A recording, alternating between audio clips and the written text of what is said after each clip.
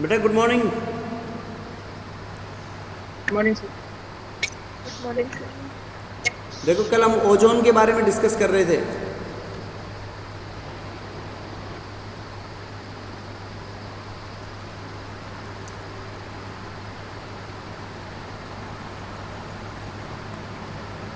Ozone के method of preparation पढ़े थे बेटा। ये इसके डिफरेंट कलर्स। लिक्विड स्टेट के अंदर किस कलर का होता है? डीप ब्लू कलर का। गैसियस स्टेट में पेल ब्लू। पेल ब्लू हल्का नीला। और सॉलिड स्टेट में violet black. Violet black dark colour होता है बेटा इसका। ठीक है। न्यूट्रल गैस होती है ozone.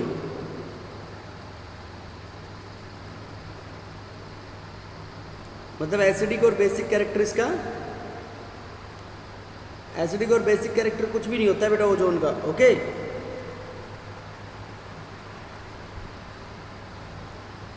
Neutral gas, unstable.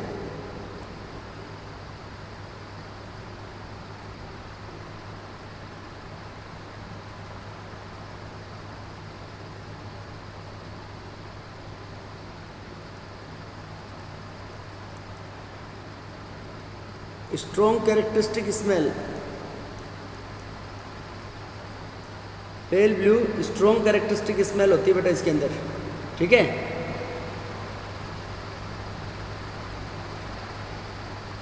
And if it's concentration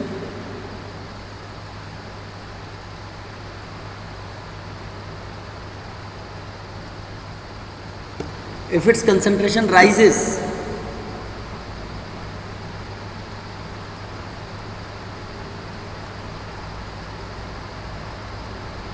if its concentration rises, then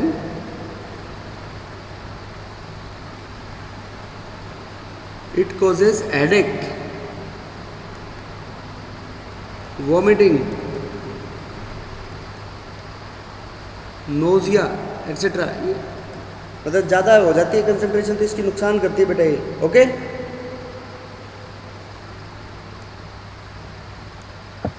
okay sir. बेटा ये एंडोथर्मिक रिएक्शन से बन रही थी ना ओजोन गैस। तो थर्मोडायनेमिकली ये क्या होगा? अनस्टेबल। तो इसके अंदर हम पढ़ सकते हैं इसकी प्रॉपर्टीज में एक्शन ऑफ हीट। बताओ गर्म कराने से क्या हो जाएगा?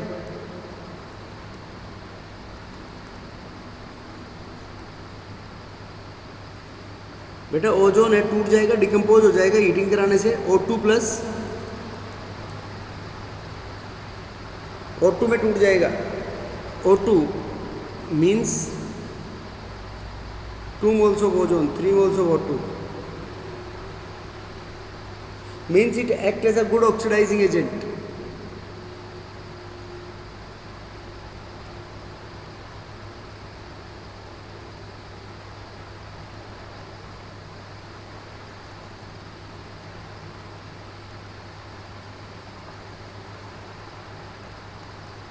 ये पावरफुल ऑक्सीडाइजिंग एजेंट की तरह बिहेव कर सकता है बेटा।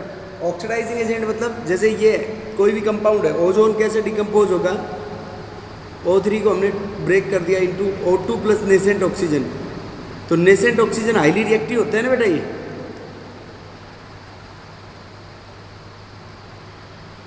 Yes sir. This nascent yes sir. Oxygen is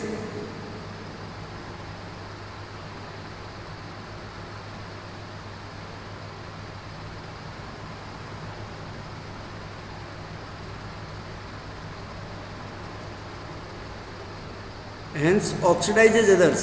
दूसरों का क्या करा देगा बेटा ये? बेटा दूसरों का ऑक्सीडेशन करवा देगा। Yes sir. देखो कैसे, फॉर एग्जाम्पल मतलब तुम्हारे को मेन रिएक्शन ये याद रखनी है इसकी। ठीक है बेटा। जैसे फॉर एग्जाम्पल ZnS है जिंक सल्फाइड। तो जिंक सल्फाइड में जिंक का +2 है और सल्फर का -2 है। तो देखो ये नेसेंट ऑक्सीजन के साथ रिएक्ट करेगा और जिंक सल्फेट में बदल जाएगा। तो सल्फर देखो -2 से किस में बदल गया? इसमें +6 हो गया ना इसमें।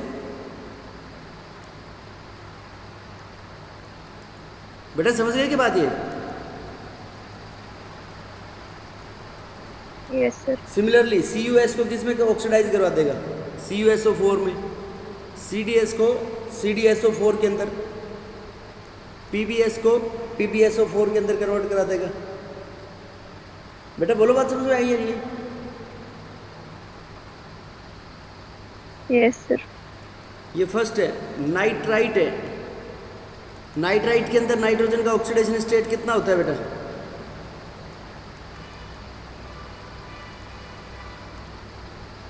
अरे नाइट्राइट्स में क्या होता है? नाइट्राइट क्या होता है? NO3 NO2 minus. तो ये इसको किस में बदलवा देगा? NO3 minus. देखो एक ऑक्सीजन जुड़वा दिया ना इसके ऊपर।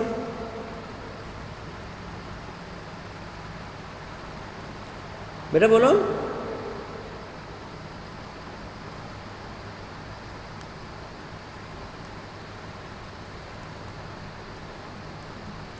HX, यहाँ पे ये Cl और Br है, ये रिएक्ट करेगा ओजोन के साथ।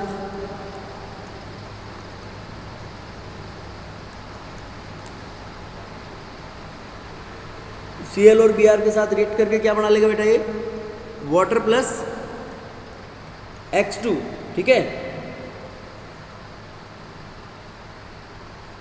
बेटा, समझ गए क्या बात? Yes, sir. अब देखो एक इसके अंदर इंपॉर्टेंट टर्म आती है, क्वांटिटेटिव एस्टिमेशन ऑफ ओजोन। ये सिंपल ऑक्सीडाइजिंग एजेंट है, ऑक्सीडेशन करा देगा इनमें।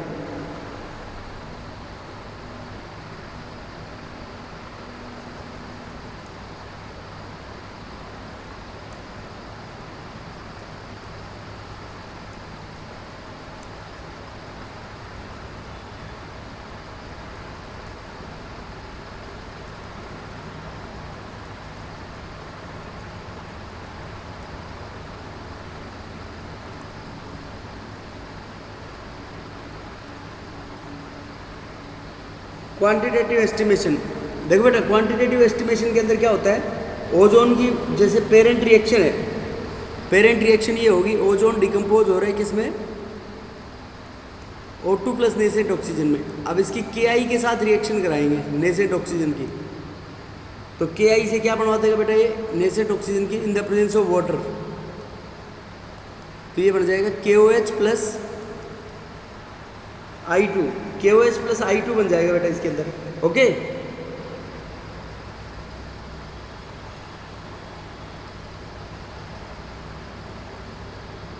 और इसमें बोरेट बफर होगा, pH 9.2। बफर का क्या मतलब होता है बेटा? बेटा बफर का क्या मतलब होता है? सर ज्यादा। बफर का मतलब होता है जो pH चेंज को रेजिस्ट करे। देखो इस रिएक्शन के अंदर KOH बन रहा है ना, तो KOH की वजह से pH बढ़ेगी या नहीं बढ़ेगी? तो ये बफर क्या करेगा? It resist the change in pH।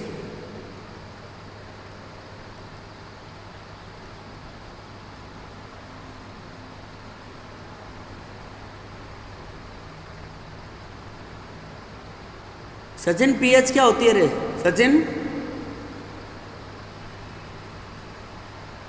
Sachin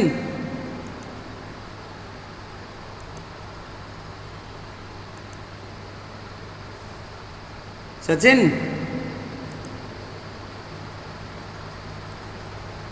वैभव वैभव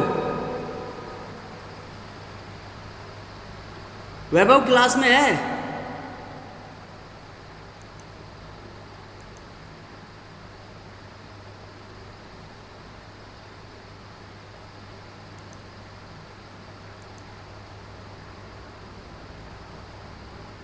सन्नी सन्नी हाँ सर।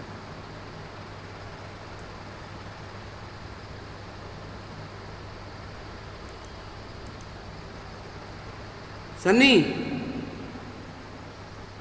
हाँ सर।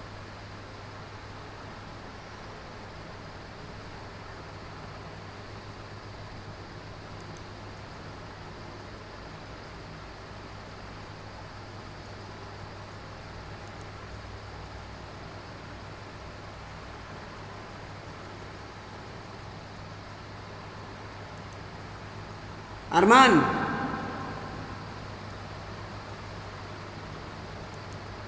अरमान,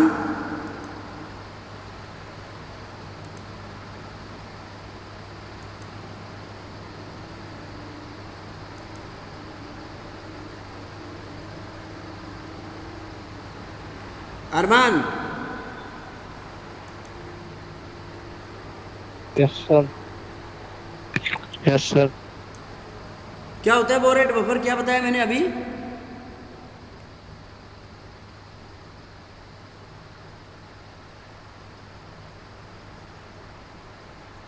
कुछ नहीं पढ़ते तुम बेटे। ये जो आयोडीन लिबरेट होगी, this iodine is titrated with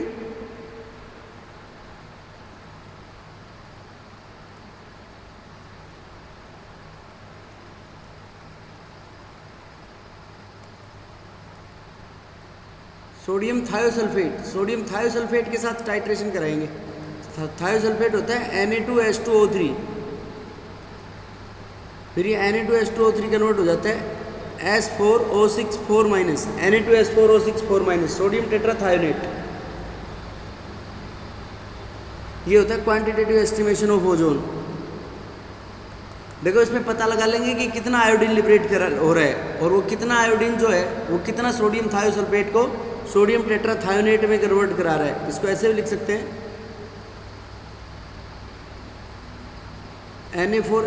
Na2S4O6। Tetrathionate क्या होता है? Na2S4O6। क्या बोलेंगे बेटा हम इसको? Sodium tetrathionate.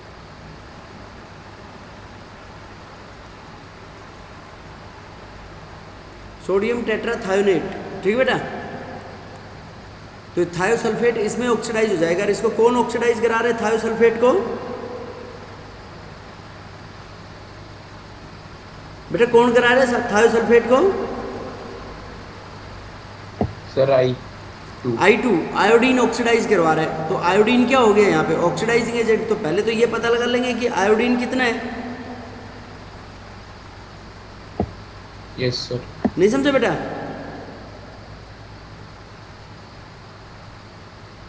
फिर आयोडीन का पता लगा कि वो कितने सोडियम थायोसल्फेट को सोडियम टेट्राथायोनेट में कन्वर्ट करा रहा है। तो इस रिएक्शन से हम एस्टिमेट कर सकते हैं। This is used in quantitative estimation of ozone.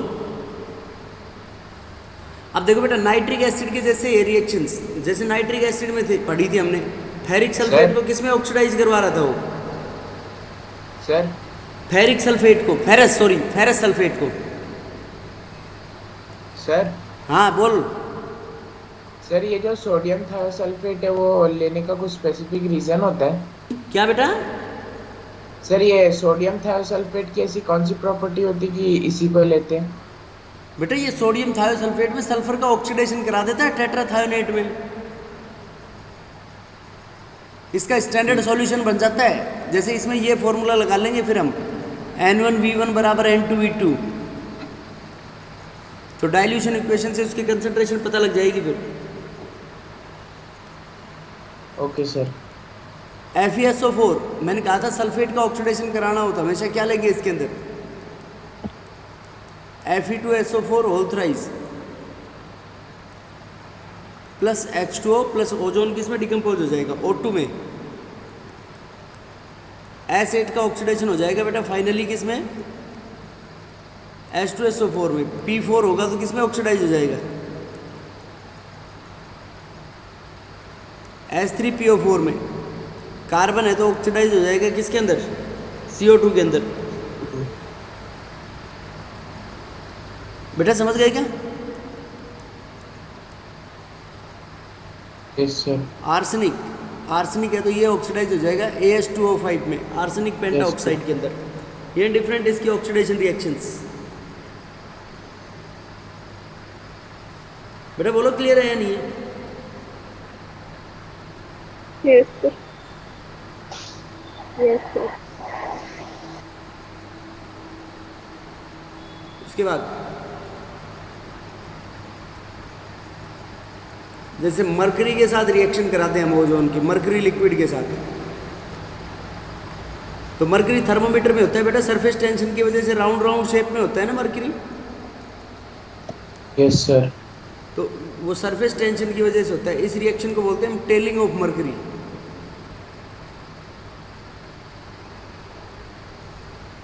Telling of mercury का मतलब होता है जब इसकी रिएक्शन कराते हैं हम ओजोन के साथ, तो ओजोन के साथ रिएक्शन कराते हैं तो क्या हो जाएगा बेटा, इसके अंदर ओजोन के साथ रिएक्शन कराएंगे तो वो मरकरी अपना मेनिस्कस लूज कर देगा। मरकरी अपना मेनिस्कस क्या कर देगा, लूज कर देंगे। और start sticking to the glass surface. Glass surface के ऊपर चिपकना स्टार्ट हो जाएगा बेटा। ये मेनिस्कस क्या होता है? क्या, मेनिस्कस जो आपने बोला। मेनिस्कस बेटा ऐसे नहीं होता है कि जैसे मरकरी को कैपिलरी में भर दी तो यूं ये स्पेरिकल शेप होता है। ये क्या हो गया इसका, सर मेनिस्कस। तो टेलिंग ऑफ मरकरी मतलब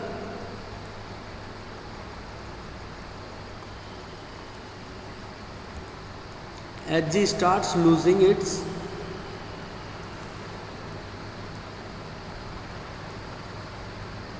meniscus when treated with ozone.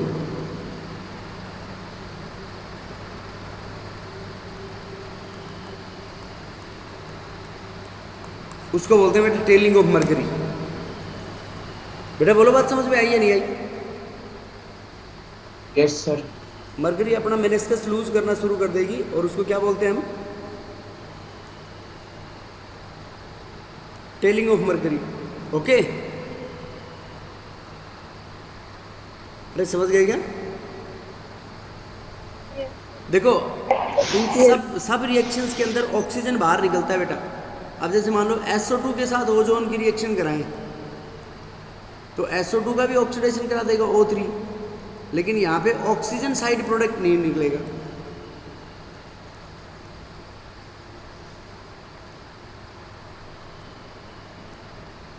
No O2 is evolve, यहाँ पे ऑक्सीजन इवोल्व नहीं होगा। ठीक है बेटा,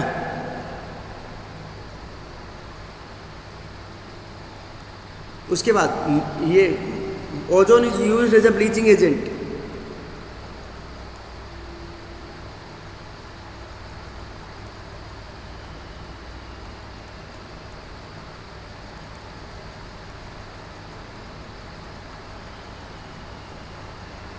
this ozone is used as a bleaching agent. ये ब्लीचिंग एजेंट की फॉर्म में काम में लिया जाता है। ब्लीचिंग एजेंट क्या होता है बेटा,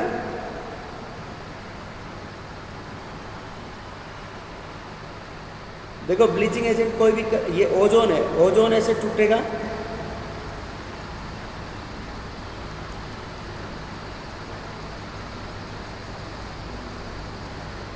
O2 प्लस नेसेंट ऑक्सीजन, और ये यहाँ पे कोई भी कलर्ड सब्सटेंस है,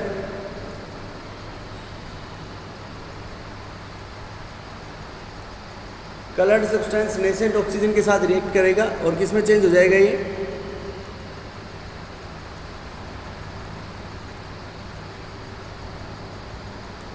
coloured substance is changed into colourless. Coloured substance को कलरलेस में बदल जाएगा बेटा ये। तो इसको क्या बोलते हैं हम, इसको बोलते हैं ब्लीचिंग। बेटा ब्लीचिंग का मतलब समझते हो ना,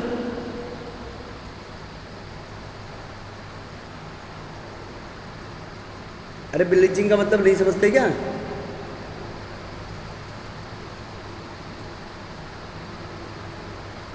देवेंदु, यस सर। ब्लीचिंग का मतलब नहीं समझते? सर मतलब जो डस्ट पार्टिकल्स और जो एक्स्ट्रा डस्ट पार्टिकल्स नहीं, कलर्ड मैटर बेटा। कलर को कलरलेस कर देगा, रंग बदल देगा बिल्कुल। हाँ ठीक है, अब समझ में आ गया। समझ गए? Yes sir. Used in ozonolysis reactions. Organic में पढ़ी थी लास्ट ईयर 12th क्लास में।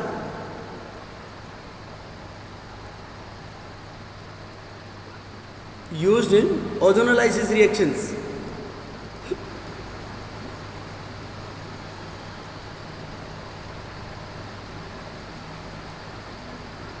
इनऑर्गेनिक केमिस्ट्री देखो कैसे,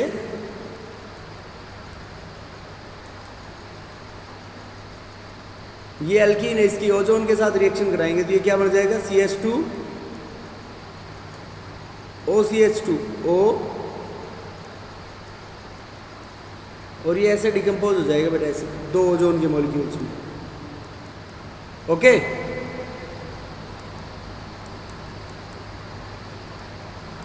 तो ये बन जाएगा 2 moles ऑफ HCl। बेटा बोलो, बात समझ में आई या नहीं आई?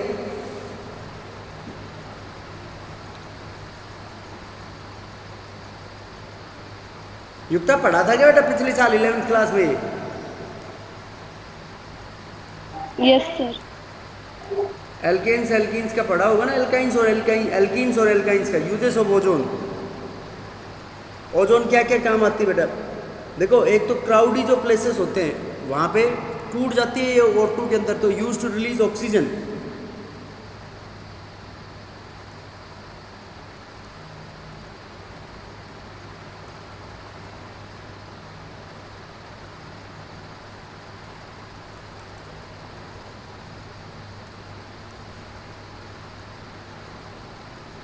भीड़ भाड़ वाले इलाकों में बेटा ऑक्सीजन रिलीज करने के लिए काम आती है ये।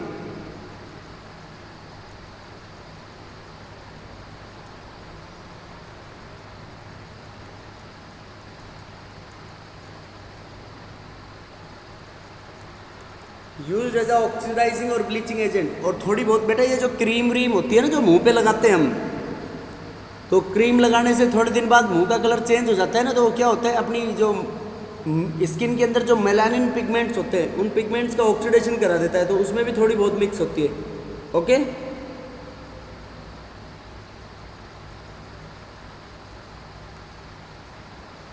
बेटा समझ गए क्या? Yes sir. Used as a bleaching agent in ivory, starch,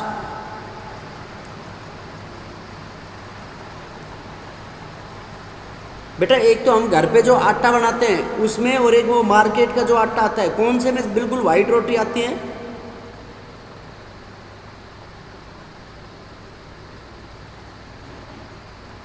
बेटा बताओ, व्हाइट कलर का किस में होता है?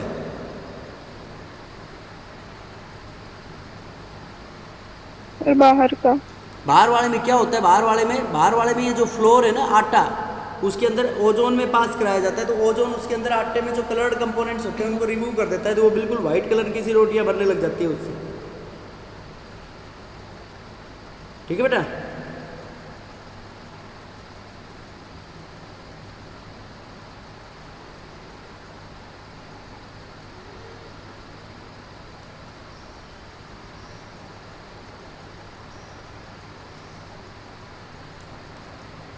Ozone turns starch iodide paper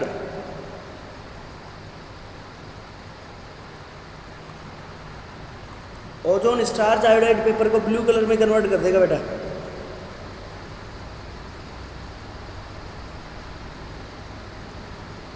and reduces KMnO4 और K2Cr2O7। ये बेटा यूजेस ऑफ ओजोन और इसके, this is all about ozone.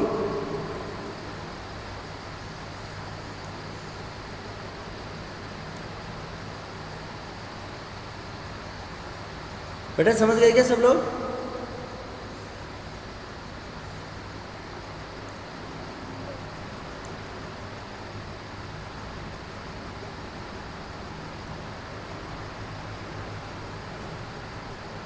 उसके बाद नेक्स्ट इज सल्फर। बेटा सल्फर किसकी फॉर्म में पाया जाता है?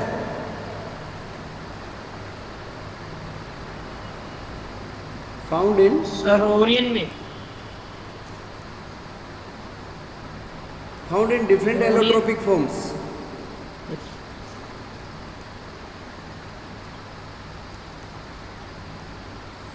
अलग अलग एलोट्रोपिक फॉर्म में पाया जाता है बेटा sulphur. Rhombic,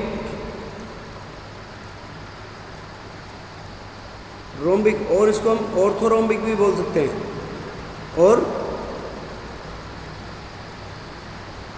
rhombic, orthorhombic, octahedral.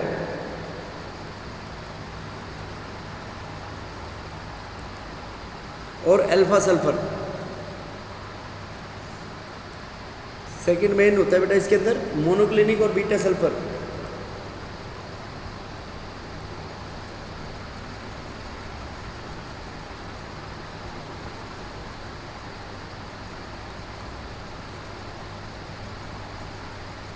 Monoclinic और बीटा सल्फर, बीटा सल्फर और मोनोक्लिनिक सल्फर। ठीक है बेटा। अब देखो इसको कैसे बनाते हैं हम।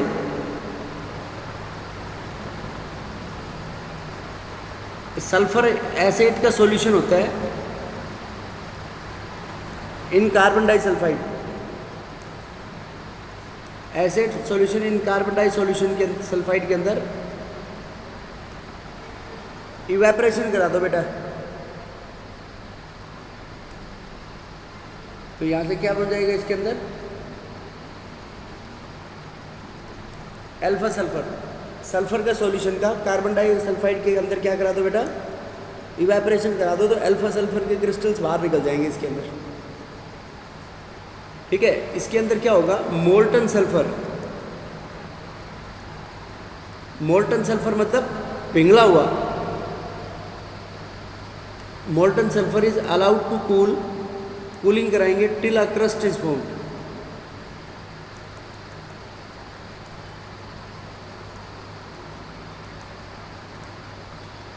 Molten sulphur is allowed to cool, जब तक कूलिंग कराएंगे जब तक क्या बन जाए बेटा एक क्रस्ट बन जाए। फिर उसके अंदर holes are made in the crust.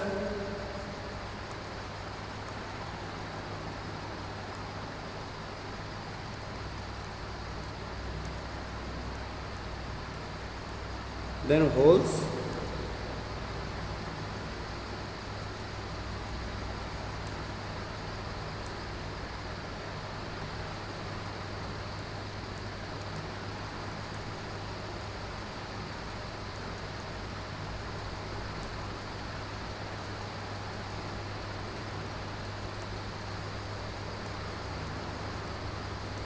and remaining liquid is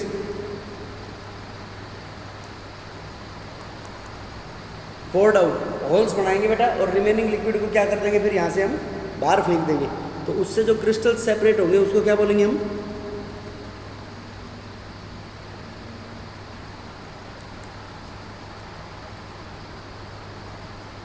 so from crust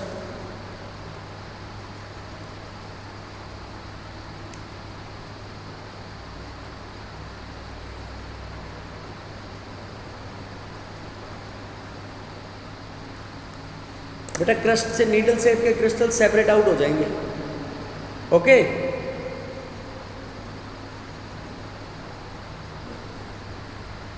बेटा बोलो बात समझ में आई या नहीं आई?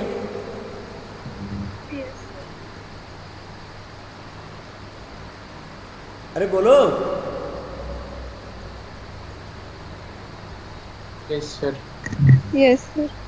मैं एक मिनट बेटा चेक करता हूँ तुम्हारे ना क्या क्या इसमें से डिलीटेड पार्ट है सल्फर वाले में। पी ब्रोक सल्फर की allotropic forms compounds of sulphur, compounds of sulphur जैसे सब पूरा ही है बेटा, ये तो पूरा ही करवाना पड़ेगा। Monoclinic sulphur, alpha sulphur.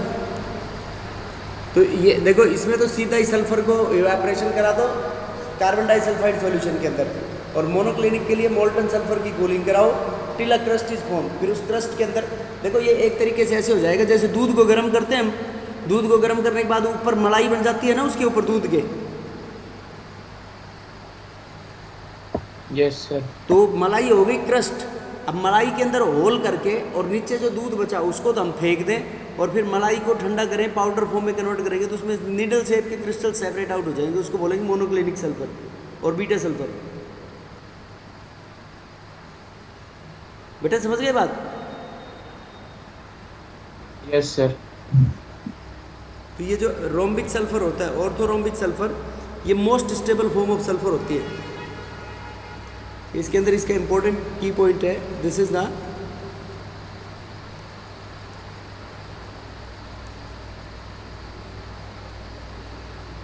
Most stable form of sulphur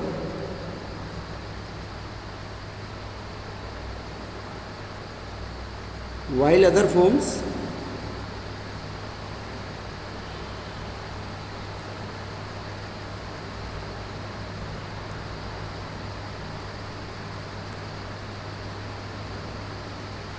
converts into this form on standing.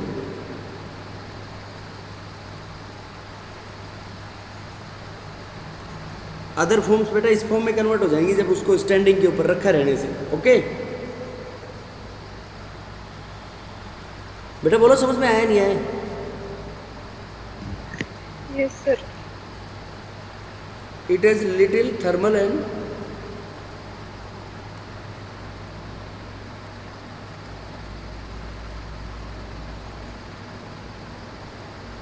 ये लिटिल थर्मल और इलेक्ट्रिकल कंडक्टिविटी भी शो करता है बेटा अल्फा सल्फर. बाकी वैसे तो नॉन मेटल्स क्या होते हैं? Non metals are bad conductor of heat and electricity. Okay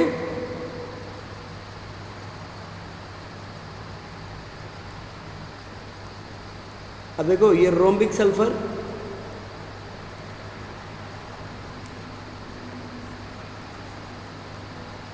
इसके ग्रेटर देन 369 केल्विन के ऊपर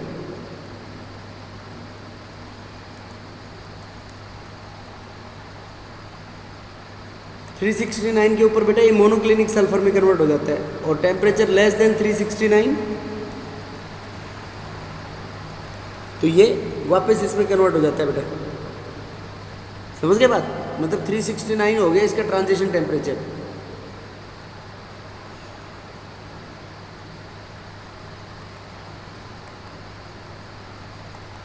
ये हाई टेम्परेचर के ऊपर ही एग्जिस्ट करेगा बेटा.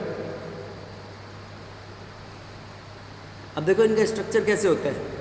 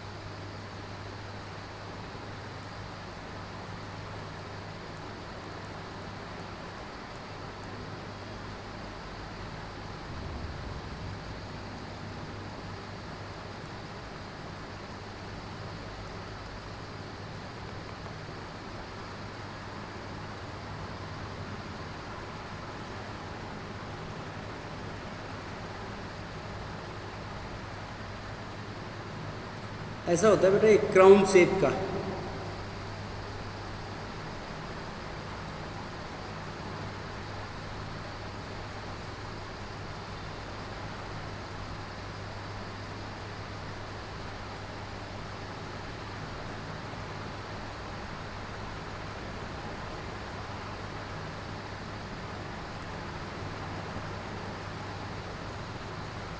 ये अल्फा सल्फर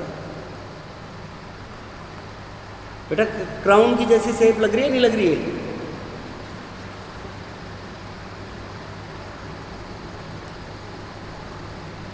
सर ये तीनों स्ट्रक्चर अलग अलग डिनोट करते हैं. बेटा ऐसे फॉर्म में होते हैं. ये एक ही मॉलिक्यूल थोड़ी है एसिड का, बहुत सारे होते हैं ना Devendu. Yes sir.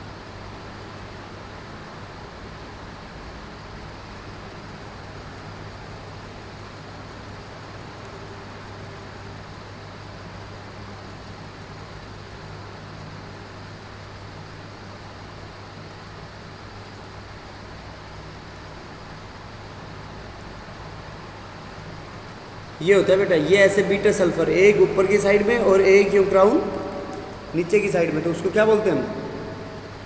Beta sulphur.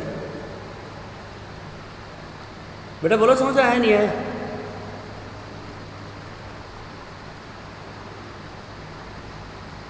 अरे समझ गए क्या? Yes, sir. In acid rings को पकर्ड रिंग्स बोलते हैं बेटा हम.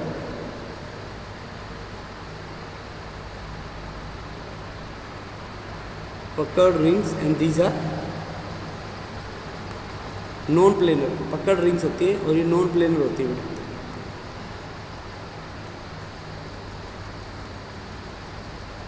उसके बाद नेक्स्ट थर्ड कैटेगरी,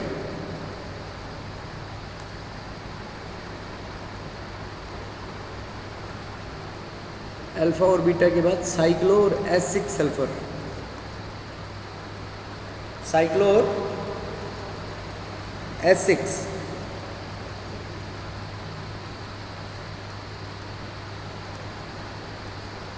इसको हम एंजल सल्फर और एप्सिलॉन सल्फर भी बोलते हैं, साइक्लो और S6 को। बस तुम्हारे से खाली MCQ भी यही पूछा जा सकता है, साइक्लो S6 कैसा होता है, क्या बोलेंगे इसको हम, एंजल्स और एप्सिलॉन सल्फर। देखो ये चेयर फॉर्म में होता है, ये ऐसे बेटा लग रहा है चेयर फॉर्म में।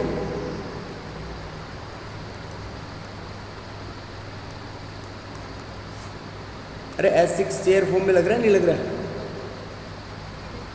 इसमें ये एंगल होता है अप्रोक्सीमेटली 103 डिग्री और ये 206 के आसपास होती है, 206 पिकोमीटर है इसकी बोन लेंथ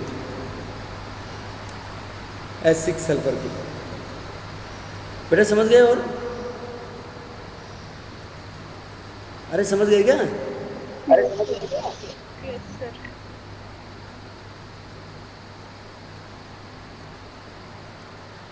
उसके बाद फोर्थ,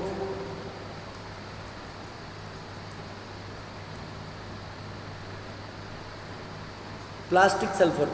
देखो बेटा नाम से पता चल रहा है इसके अंदर प्लास्टिक सल्फर कैसे बनाया जाता है। ये इसके अंदर सल्फर को मेल्ट किया जाता है, molten sulphur. Molten sulphur is poured into water. कहाँ पोर कर देंगे बेटा उसको हम?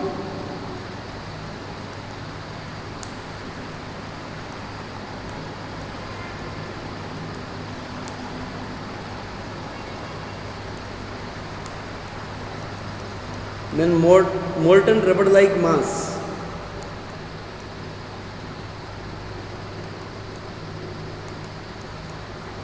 इसको पोर कर देंगे तो उसमें से मोल्टन रबड़ लाइक मास सेपरेट होगा।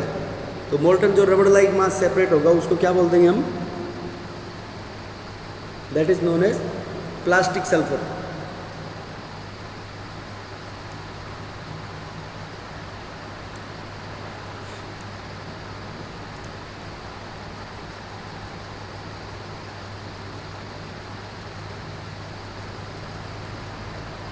अभी बेटा एसिड कैसा होगा?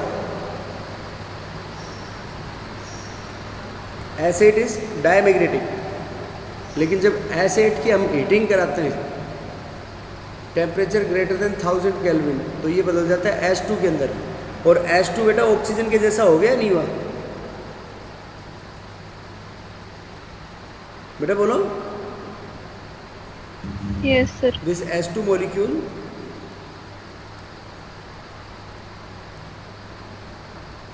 Is similar to oxygen, oxygen के जैसे है। तो ऑक्सीजन मोलिकुलर ऑर्बिटल थ्योरी के अकॉर्डिंग कैसा है बेटा?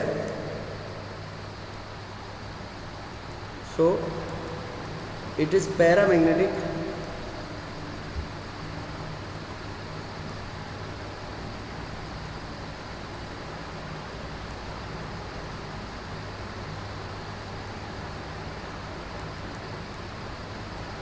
so it is paramagnetic according to the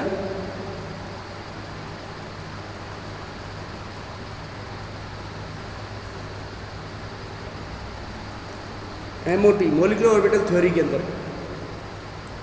because of presence of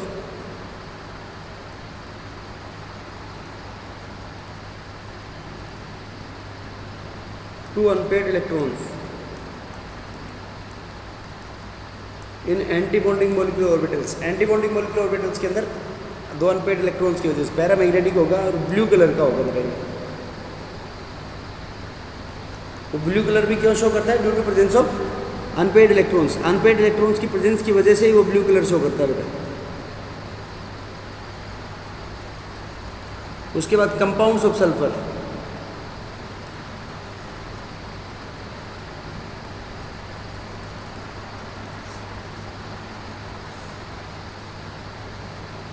sulphur की कंपाउंड्स बेटा फर्स्ट मॉलिक्यूल है अपने पास SO2 सल्फर डाइऑक्साइड।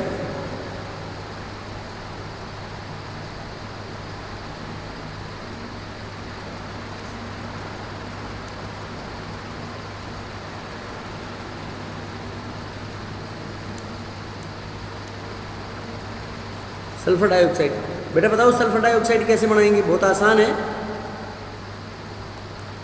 एसिड का कंबशन करा दो तो क्या बन जाएगा इसमें? SO2 sulphide SO3 minus.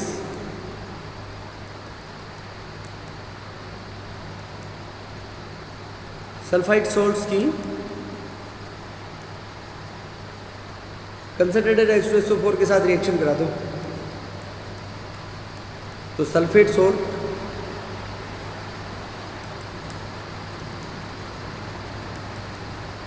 Salt plus water plus SO2 gas बन जाएगी बेटा उसके अंदर। ओके, और एक ऐसे भी कह सकता हूँ बेटा SO2 is the side product. मैं कोई भी रिएक्शन लिख नहीं रहा, बस ऐसे ही बता रहा हूँ, is the side product of roasting process. Roasting process का साइड प्रोडक्ट है ना बेटा SO2। बेटा रोस्टिंग में सल्फाइड ओर्स का कराया था जब मैंने क्या कहा था बेटा बोलो?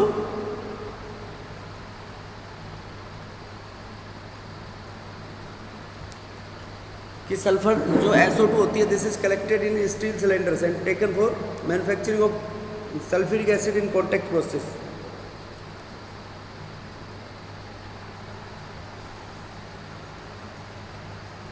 SO2 बेटा पंजेंट स्मेलिंग गैस होती है।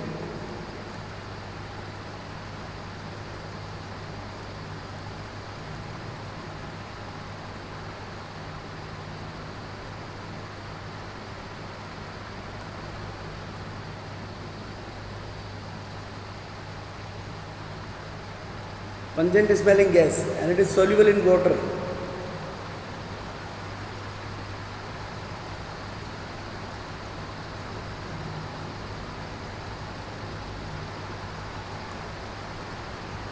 Pungent smelling gas and soluble in water and can be easily liquefied.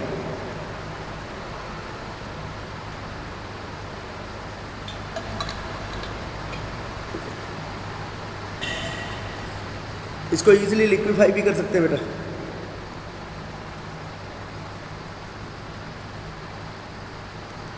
Acidic होती है और we can say this is anhydride of sulphurous acid H2SO3।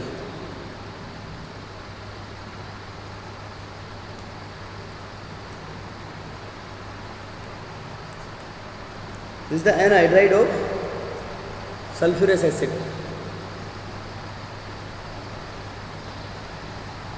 देखो कैसे कहेंगे एनहाइड्राइड ऑफ सल्फ्यूरिक एसिड, क्योंकि उस जो भी एनहाइड्राइड होती है उसके अंदर पानी डालो तो पानी डालोगे तो उसका वही रेस्पेक्टिव एसिड बन जाएगा H2SO3।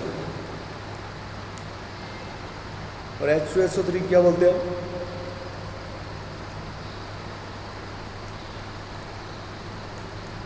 H2SO3 is known as sulphurous acid. बेटा बोलो क्लियर है नहीं बात? अब देखो एक इसकी बहुत इंपॉर्टेंट रिएक्शन लिख रहा हूँ मैं NCERT में, this is very very important.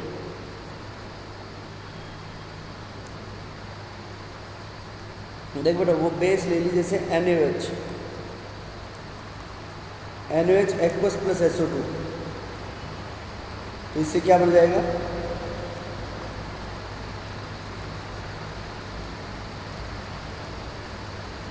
Na2SO3 plus H2O, इसको बोल देंगे हम सोडियम सल्फाइड।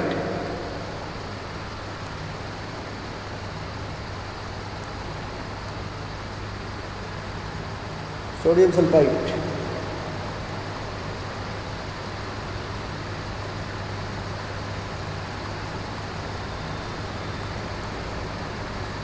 Na2SO3 फिर फर्दर रिएक्ट करेगा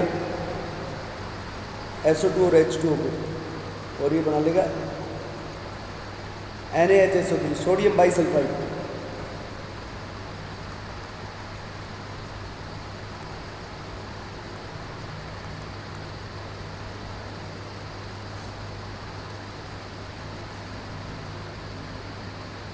this is very very important, ये बहुत इंपॉर्टेंट है बेटा ये रिएक्शन।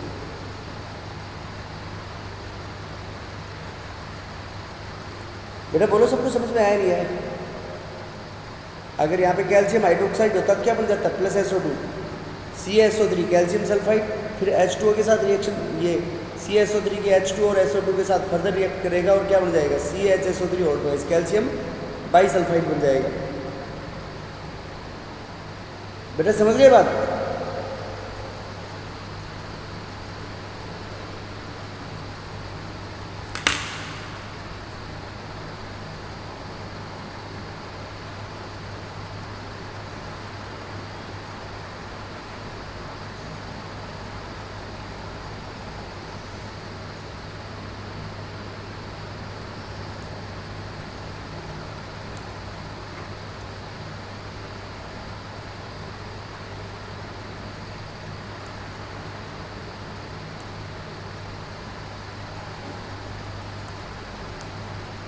उसके बाद नेक्स्ट प्रॉपर्टी SO2 है।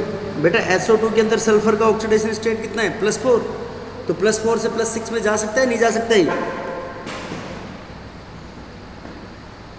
बेटा +4 से +6 में भी जा सकता है और +2 में भी जा सकता है।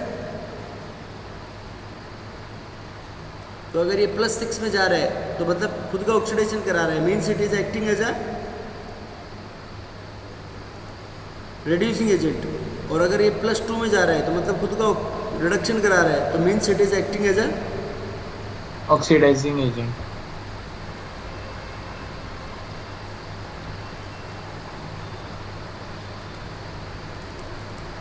Oxidising agent.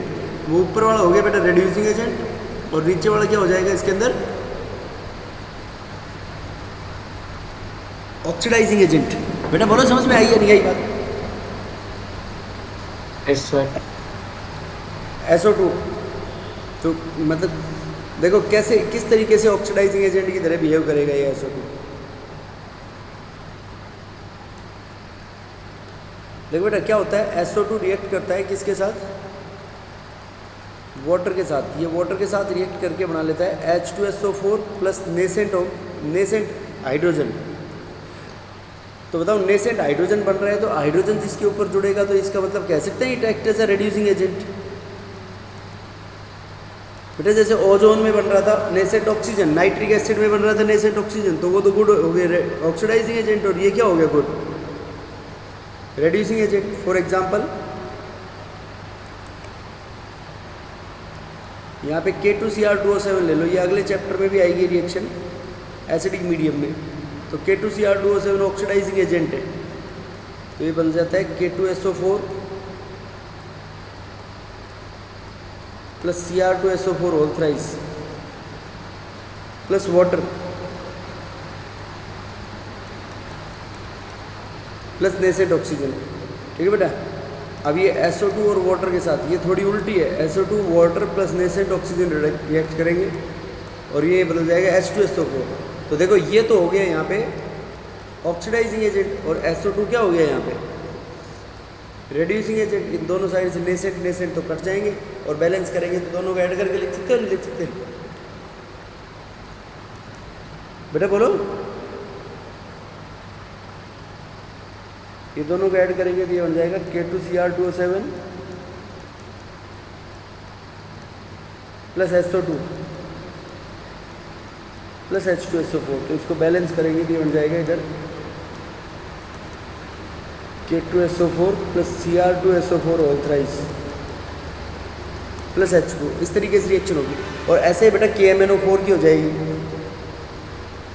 और ये जो Cr2SO4 है यहाँ पे क्रोमियम का +3 ऑक्सीडेशन स्टेट है, और ये ग्रीन कलर का होता है +3 ऑक्सीडेशन स्टेट। तो हम ये कह सकते हैं कि SO2 ने खुद का ऑक्सीडेशन करा लिया। देखो यहाँ पे सल्फेट में सल्फर का क्या आ गया? +6, और यहाँ पे SO2 में कितना है बेटा इसका? +4। बेटा बोलो क्लियर है नहीं बात?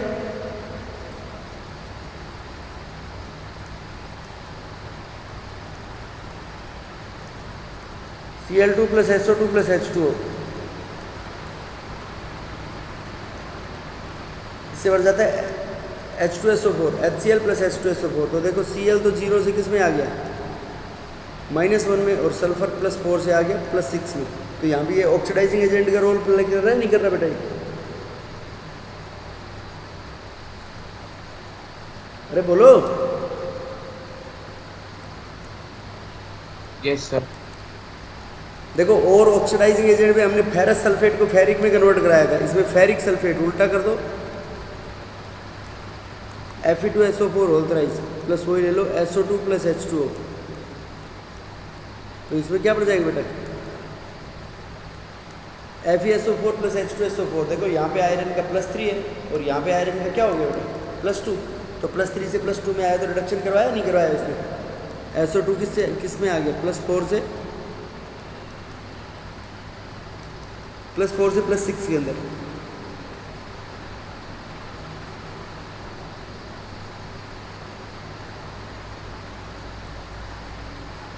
बेटा समझ गए बात? Yes sir. Yes, sir.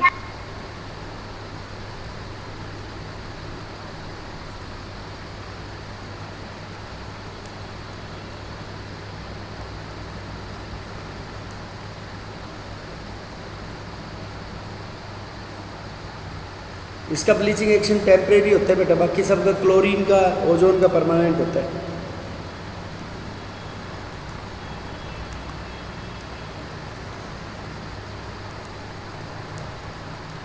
While that of chlorine and ozone is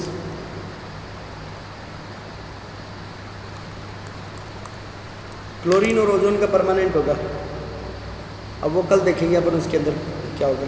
ये ग्रुप बस थोड़ा सा बचा बेटा, H2SO4, और ये थोड़ी सी ये खत्म हो जाएगा फिर कल।